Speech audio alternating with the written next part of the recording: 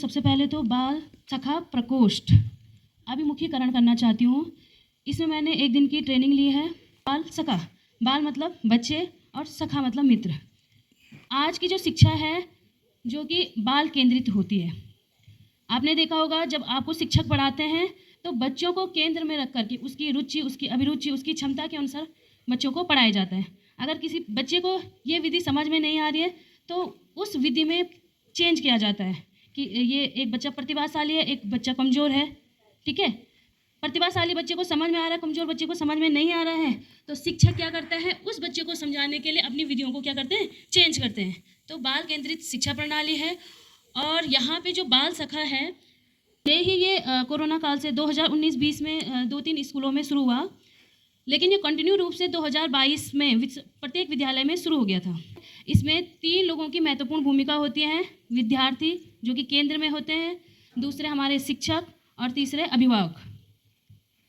बाल सखा के जो उद्देश्य होते हैं, मुख्य रूप से विद्यालय में 3 प्रकार के मार्गदर्शन किए जाते हैं। एक शैक्षिक क्षेत्र में, दूसरा कैरियर के क्षेत्र में और तीसरा वैयक्तिक रूप से। शिक्षा के क्षेत्र में आप लोगों को अनेक प्रकार की परेशानियां आती हैं, समझ में नहीं आता कि क्या पढ़ना है, कैसे पढ़ना है। तो आपको शिक्षक बार बार निर्देशन और परामर्श देते रहते हैं कि बच्चों इस तरीके से पढ़ना है, इस तरीके से आपको आगे बढ़ना है।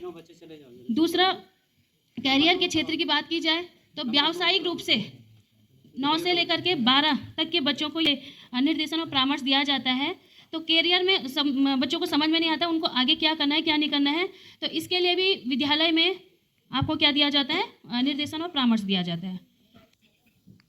परीक्षा के प्रति चिंता, प्रश्न हल करना नहीं आता है, या बहुत सारी समस्याएं तुम्हारे स्कूली जीवन में या घर में आती रहती हैं, तो तुम बार बार किससे परामर्श लें। तो इसके लिए ये बाल सखा प्रकोष्ठ को तय किया गया है कि आप जो समस्याएं आती हैं आप इनके माध्यम से अपनी समस्याओं को सुलझा सकते हैं। प्रकोष्ठ में 2 संसाधन, मानवीय संसाधन और भौतिक संसाधन।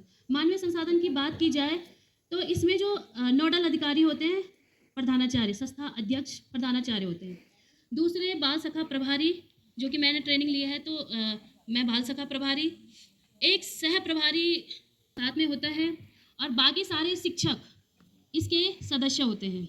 दूसरा है भौतिक संसाधन। सबसे पहले विद्यालय में बाल सखा प्रकोष्ठ अभिमुखी किया जाता है तो समस्या पेटिका, जो कि